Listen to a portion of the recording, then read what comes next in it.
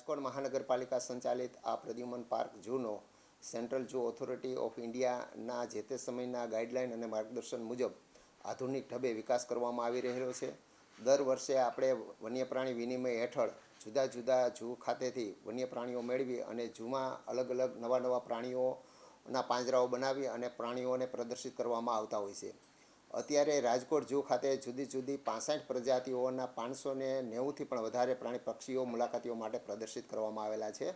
જેમાં ખાસ કરીને મુલાકાતીઓનું આકર્ષણની હું વાત કરું તો ખાસ એશિયાટિક લાયન અને સફેદ વાઘ મુલાકાતીઓ માટે ખાસ આકર્ષણનું કેન્દ્ર રહેલા છે. એમાં અત્યારે સફેદ વાઘના જે બાળ જે છે, નાના સફેદ વાઘ બાળ જે છે એને ખેલતા કૂદતા જોઈ અને વન્ય પ્રાણીઓનું ખૂબ જ જોઈને આહલાદક અને ગેધરિંગ પોઈન્ટ બની ગયેલો છે.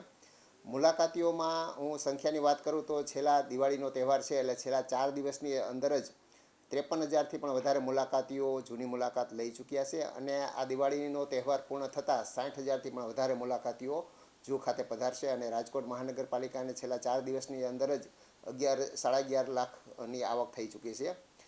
મુલાકાતી સુવિધાની હું વાત કરું તો આવા જન્માષ્ટમીનો તહેવાર હોય કે દિવાળીનો તહેવાર હોય, મુલાકાતીઓને કોઈ પણ પ્રકારની અગવડતા ન પડે અને લાંબી કતારોમાં ઊભું ન રહેવું પડે અને ટિકિટ આરામથી મળી શકે તે માટે અમે વધારાના ટિકિટ કાઉન્ટર પણ ખોલી નાખવામાં આવેલા છે. અત્યારે આપ જોશો તો સતત 4થી પણ વધારે ટિકિટ બારી ખોલવામાં આવતી હોય છે.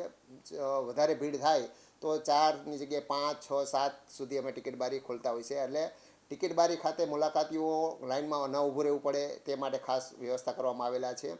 મુલાકાતીઓની સુરક્ષા માટે કોઈપણ જાતનું સિક્યુરિટી પોઈન્ટ ઓફ વ્યૂથી જળવાઈ રહે તે માટે વધારાના એક્સમેન અને સુરક્ષા ગાર્ડને પણ આ તહેવારો દરમિયાન વધારે પોઈન્ટ ઊભા કરી દેવામાં આવતા હોય છે. મુલાકાતીઓના વાહનને પાર્કિંગ માટે વિશાળ પાર્કિંગની વ્યવસ્થા કરવામાં આવેલી છે અને પાર્કિંગ સ્થળ પર જ પણ જુદા જુદા સિક્યુરિટી ગાર્ડ રાખવામાં આવેલા હોય છે, જેથી કરીને મુલાકાતીઓ વ્યવસ્થિત પાર્ક કરતા હોય છે અને કોઈ વાહનોને અડચણરૂપ ન થતું હોય છે. પાર્કની અંદર જ હું વાત કરું તો મુલાકાતીઓ માટે અટાણે આપ જુઓ તો બેટરી કારની પણ એક વ્યવસ્થા કરવામાં આવેલી છે. મુલાકાતીઓ જે છે, સિનિયર સિટીઝન હોય કે મોટી ઉંમરના જે હોય છે એને કોઈ ચાલવામાં મુશ્કેલી ન પડે એ માટે બેટરી કારની પણ વ્યવસ્થા કરવામાં આવેલી છે.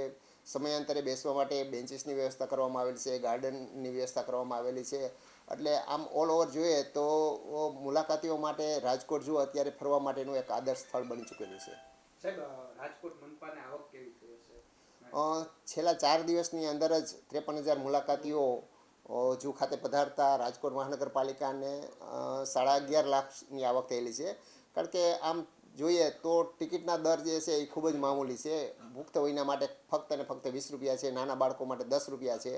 એમ જોઈએ તો અહીંયા આમ જે આવકની દ્રષ્ટિએ વાત કરું તો ટિકિટના દર ખૂબ જ નોમિનલ રાખવામાં આવેલા છે અને સ્કૂલ કોલેજના બાળકો માટે તો 50% કન્સેશન આપવામાં આવેલી છે. એટલે સૌરાષ્ટ્ર માટે ફરવા માટેનું જે બાળકોને શાળા કોલેજના બાળકો માટે ફરવા માટેનું પણ એક આદર્શ સ્થળ બની ચૂકેલું છે.